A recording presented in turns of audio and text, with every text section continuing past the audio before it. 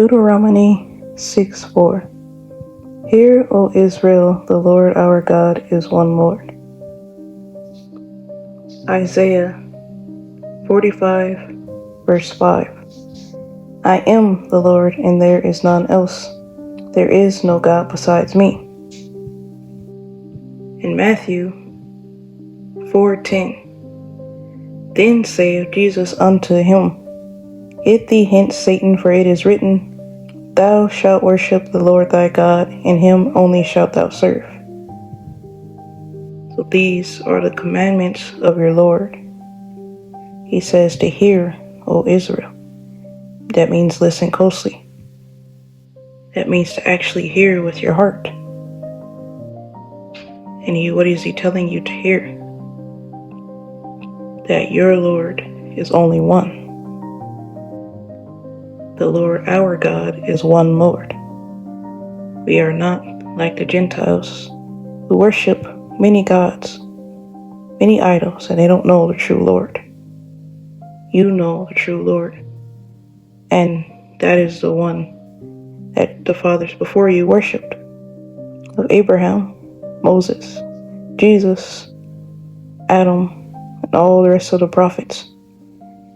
They worshiped one God. And there is no one else besides God. Jesus never made a claim that he is the Lord, not Jesus of Nazareth. Christ crucified the fake version of him that the Gentiles made that claim. And you're going to realize throughout your entire life, since the beginning, the devil has been making deceptions, lies, to get us away from God. It is the same tactic that he used on Adam and Eve, but in various ways. Lies to paint a picture that looks beautiful, that looks like the truth, that looks like something that you should be going towards, that looks like something you should envy and want and desire, something that is better than what you already have. So he knows how to make things look appealing to you. You know, it's one of his biggest weapons. He knows how to make things look nice. He knows how to lure you in with the bait. But then, that is how he gets you hooked. And it's the same thing that happened with Adam and Eve. It is how they ended up out of the Garden of Eden. Everything that they had. And then they didn't realize it. Well, beauty they had. They had eternity with the Lord. It had everything that they needed. It was well taken care of. They didn't have to worry about anything. Not until they listened to the Satan. You didn't have to worry about anything. You were, once a people that worked and lived together, that had your own land. Israel, was your land. And you were strong. You were powerful because you had God. God was your strength and your power. But then the moment that you wanted, to lean towards the Gentiles and their gods is the moment Israel had gotten destroyed. The moment they were able to come in and break through those walls and take everything from you. The moment that they were able to corrupt you and disfigure your faces. And then now, you can't even tell who all of Israel is. We're all scattered across this whole world because of those slave ships, because of everywhere we've been taken. We don't have a homeland. Some of us don't even know who we are. They don't know who they are. But it's for us, the ones of us who knows, for us to guide them and remind people who they are. You are the chosen people of God. And only those people are the ones who believe in God. The ones who follow in the good examples of the prophets, Abraham, all the people before. Not those who go astray, not those who act like the devil, who act like the Gentiles, and you are of them. Because why are you acting like God's enemy? If you are God's enemy, you are not God's chosen. He didn't choose you just because of some color. It had nothing to do with that.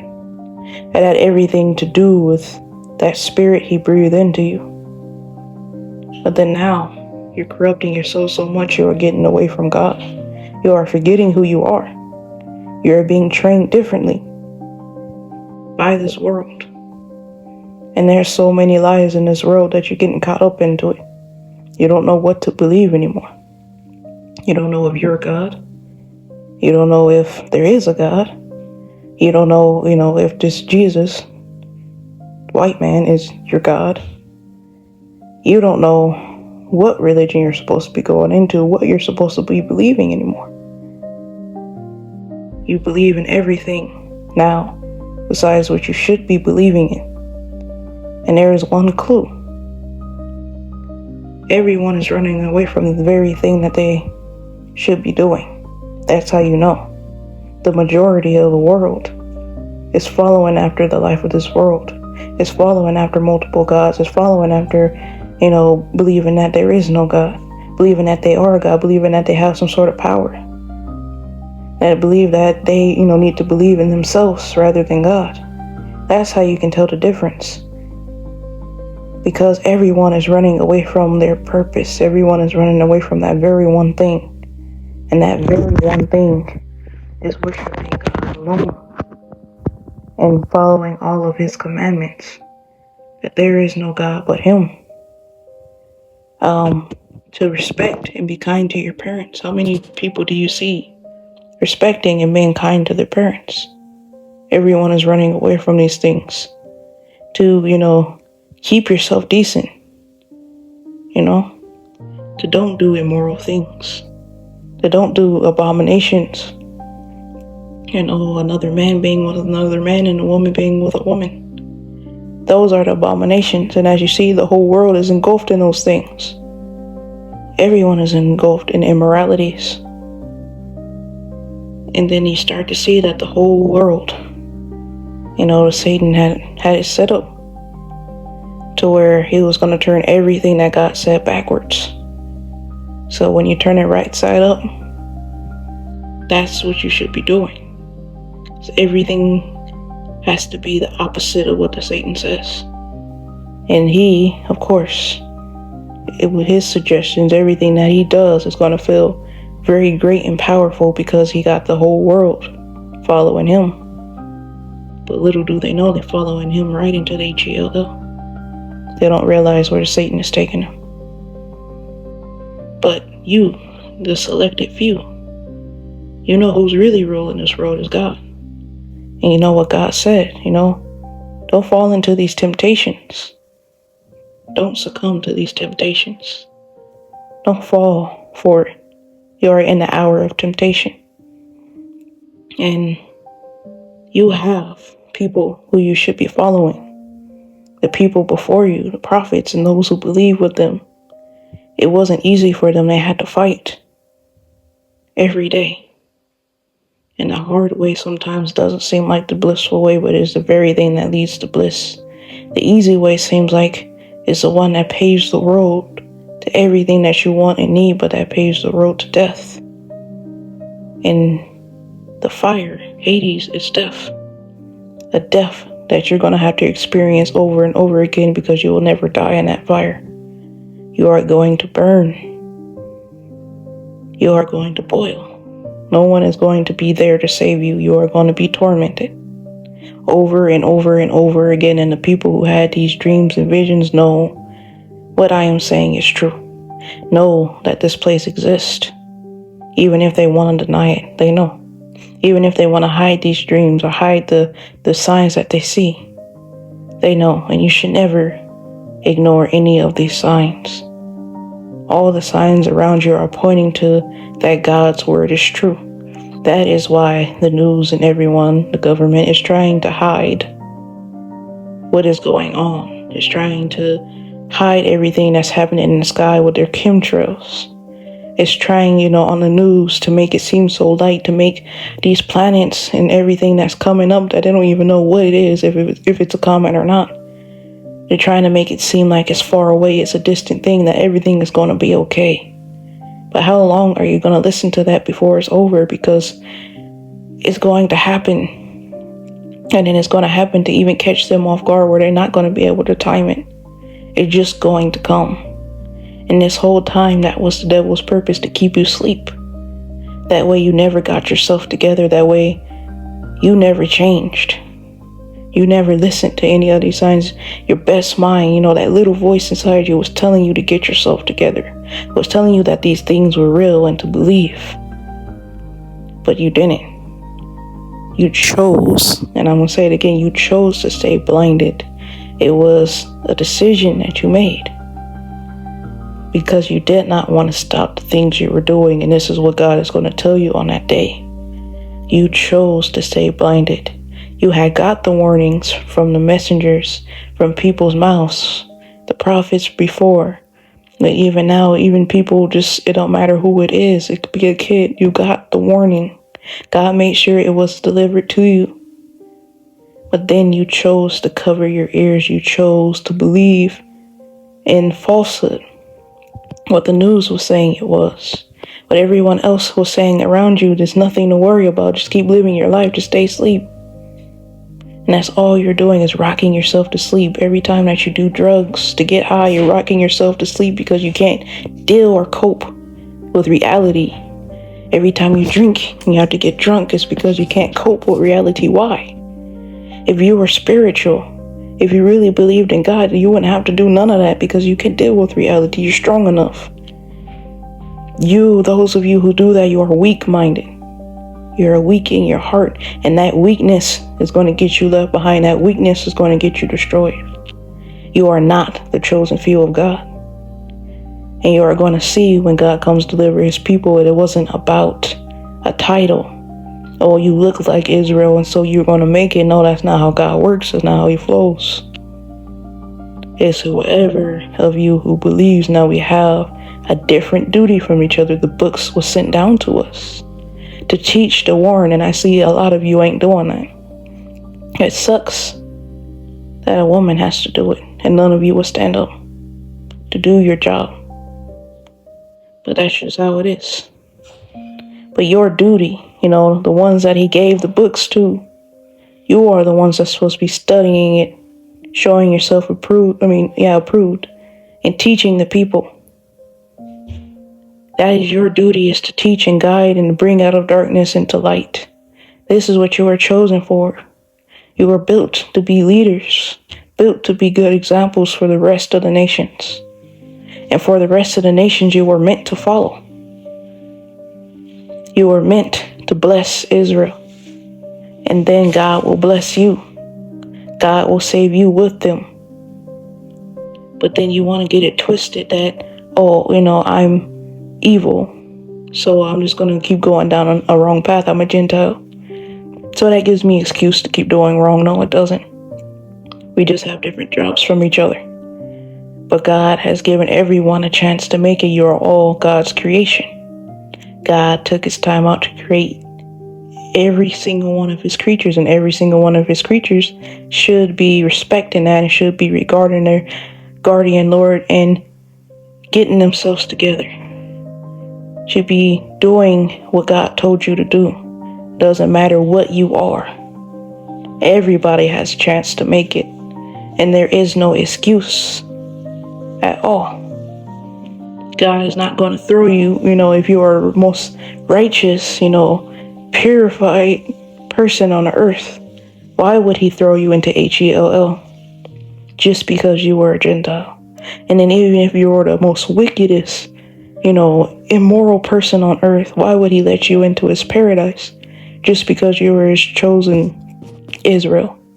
That is not how God works. He is going to destroy you, and if he does not destroy you, he is going to purge you with that fire. It is coming. And you see the signs, everything that was taught to you on this channel and everywhere else. You see it coming. You see the meteorites in the skies. You see the brimstones. You see everything coming to an end, and yet you still want to believe in something fake, something false that the devil implanted there to keep you oppressed. by this evil. You want to keep believing in these things because you find joy in your sin. You find the ways of the Gentiles, pleasing to you, comfortable to you, easy for you. And easy is not going to get you into heaven. That hard path is that hard, bumpy, rocky path that you don't want to take, that you don't want to cross. That one is going to get you into paradise. The one where you got to fix your life and stop sinning, stop smoking, stop drinking, stop partying, stop being immoral and being indecent. Respect yourself as God made you upright, as God made Israel to not just represent corruption and indecencies. Is for you to be moral and teach the others. The Gentiles is the ones that incorporated this indecency, this immorality. Read the fruits of the flesh. That's the Gentiles' way, and yet that is the way you want to display yourself, like some animal. Animalistic is what you have become. You just want to satisfy the body. But then now you don't have a mind. Now you don't use your mind. You just use your feelings, a feeling, a desire, impulses. But you don't desire the way of the Lord, the Spirit, because you are filthy. You are in the flesh. When you're in the flesh, you are filthy. You are dirty and not made for his paradise. Not in that state. He is not going to let you enter there. You need to clean yourself up because you are too filthy to enter the garden, and God is not having you in there. As you see what happened to Adam and Eve, they got kicked out afterwards because God is not having that mess. It don't matter. Yeah, Adam was a prophet, but it didn't matter when he was sinning. He gave him a chance to do what's right again, but had he done it the wrong way again, guess where he would have went? He would have went to Hell, but luckily he got himself together. And that's what you need to do, is get yourself together. Nobody is going to help you make it. Just because you know righteous people is not going to help you get into it. Just because you agree to the truth is not going to make you make it to heaven. What matters is you got to be there in your heart. You got to clean up your heart and all that filth. You got to clean up your mind and all that filth. God sees and hears all of it every day and night. When you think it and when you do it, he sees it. Doesn't matter what anybody else don't see you doing, God sees it. And God is noting every little thing down. Everything. And then of course it's the devil is going to try to twist that up. He writes it down, checks it twice to see who's naughty and nice. But no, that's what God does. God sees everything that you do. The Satan is just doing that. As you Santa to turn it around, is change the end towards the end, and that's Satan. Because he wants you, to go astray. He's watching the believers very closely because he wants you to mess up and slip up. So he's there on your straight path, watching and waiting for you to slip. But God is there, seeing who his actual servants are and who his phonies. He knows when you're a phony. He knows when you're fake. You are not going to be blessed because you're amongst us. You're not going to be blessed just because of a color. You're not going to be blessed just because you pretend you are agreeing, but you're doing other than what God commanded in your daily life. And then Gentiles, you are not going to be blessed because you're faking. When really, some of you are here waiting just like the devil for us to slip, for us to be divided, like we always do as Israel. Divide and argue and fight because we let the devil get a hold of us because of these curses that we can break if we choose God. You're going to realize you are not going to prosper. You're not going to make it in life.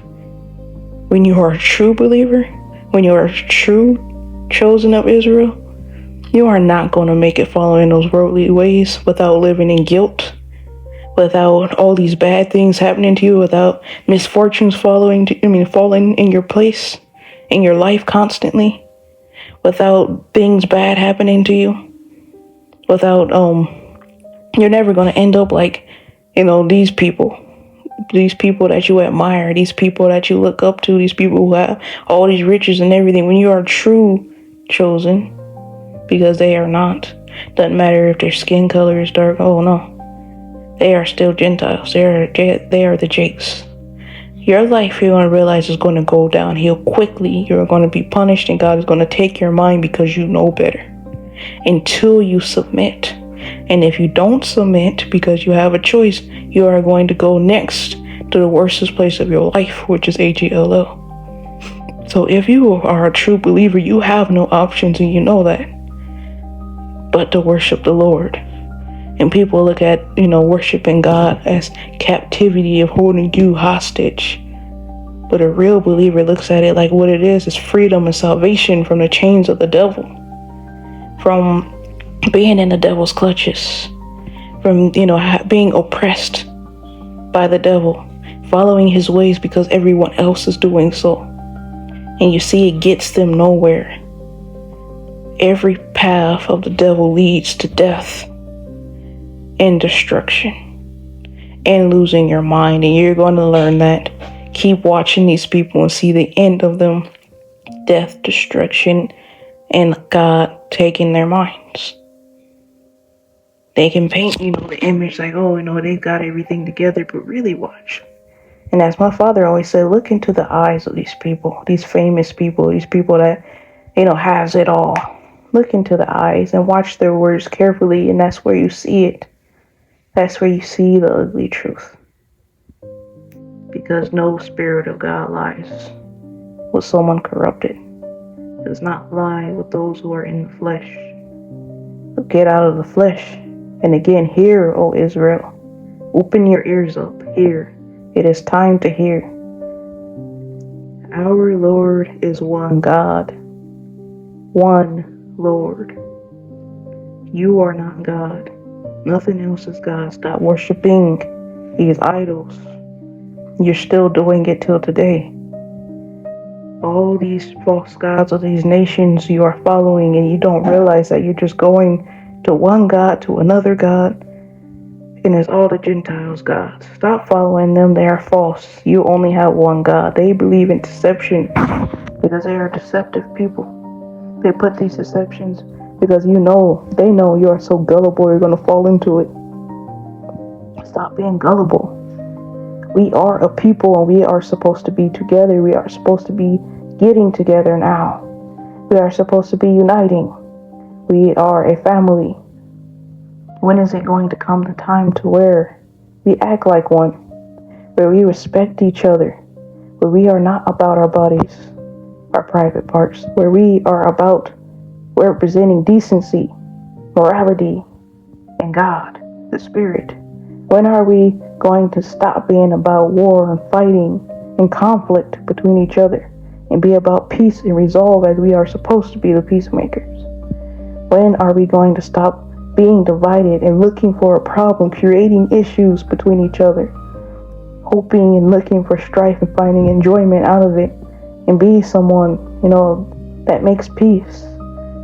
Someone who resolves, someone who actually loves. And some of y'all, you are some heartless people. Heartless. You just want to see us fall apart. And we are your people. But yet, you want to see us fall apart because you are not. You're really just a Jake in disguise. You really are a Gentile in disguise. And some of them is hidden amongst us. But we are, to believe it. We all are going to have our weaknesses and imperfections, but that is not for us to accept them and let them get in the way of us as a family. We are supposed to remind each other when we go astray and keep each other on track, not with arrogancy, not with evil, not with maliciousness, but with just the truth, to help your brother, to help your sister to get back into the light. Not to condemn and not to scare them away from God. To help each other and not even to force. Because you can't force anybody who don't want to believe anyway. It's not going to count if you force them. If they still don't want to believe in their hearts, they still going to go to the fire. But we are supposed to be together. We are supposed to be the examples. What are we doing? Why do we only come together for one or two things, which is just corruption and indecencies? Why is that all we're good at? That's all we care about. And then after that, we keep inviting, the other nations in who want to corrupt us as well, who want to keep us corrupted. Anybody that wants to corrupt, don't matter what color they are. As my dad used to say, black, white, green, yellow, and brown, don't matter what color they are. Anybody who wants to corrupt, they have to get out of our midst. They need to dismiss themselves. But our duty is to admonish and warn. If they keep going, then no, until they want to flee in the way of God. Until they want to submit to one God. But as long as they want to pump that, sexuality, that immorality, that indecency, they need to go. The more they want to pump, believing yourself as a God and these vibrations and all that bull crap, they need to go. Until they want to flee, but you keep reaching out to them with the truth. You keep telling them the truth and you stay firm in that. In hopes that one day they believe. But not as a friend. They are not your friend until they flee. Because if you consider them a friend, you are God's enemy. You have become God's enemy because why are you befriending the enemy? And God is the one who takes care of you.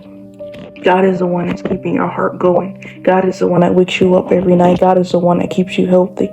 God is the one that takes care of you and your children and everyone you know. So think again when you want to betray God. Because God ain't afraid to let you go. He don't need you. You're long not in existence. And God's been existing forever without you.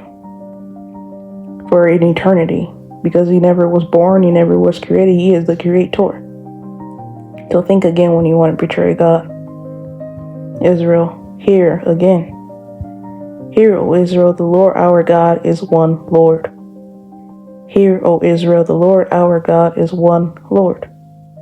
Hear, O Israel, open your ears. The Lord our God is one Lord. Don't get lost. Don't let them take that away from you. Don't let them erase who you are. This is Evan.